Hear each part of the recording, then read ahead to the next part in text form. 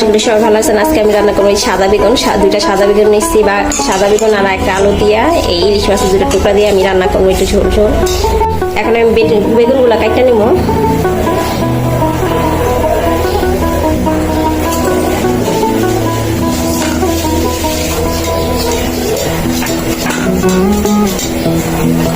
কেটে নিব, আলুটা ছিলা হয়ে গেছে।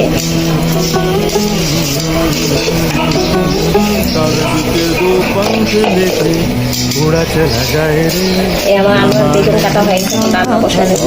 খাই দিচ্ছি, এখন দিয়ে দেবো তেল,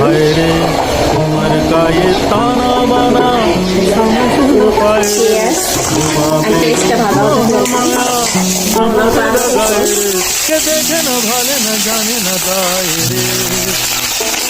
এখন দেবো সামান্য পানি,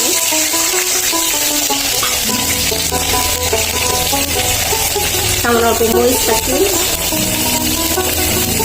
হলুদের গুঁড়া, লবণ। এখন আমি মশলাটা কষাই দিব ভালো করে। মশলাটা কষানো হয়ে গেছে, এখন দিয়ে দিব আলু আর বেগুন।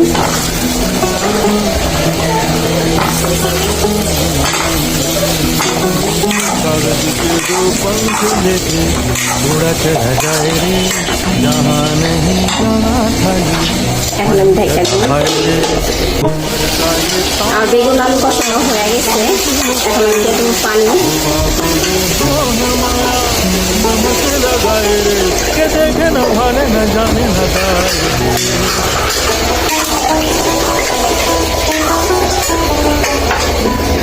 আমি ইলিশটা কাঁচা রান্না করবো, এই জন্য মাছটাও এখন দিয়ে দেবো।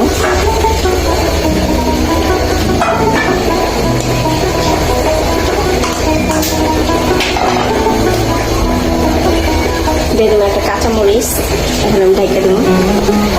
তরকারিটা হয়ে গেছে, এখন আমি দিয়ে দেবো ধনিয়া পাতা, দেবো টমেটো।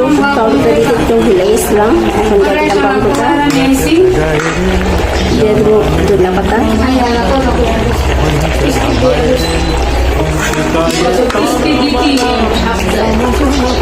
আমি এখন তরকারিটা নামা ফেলে আমার আলু বেগুন ইলিশ মাছের তরকারি ঝোল।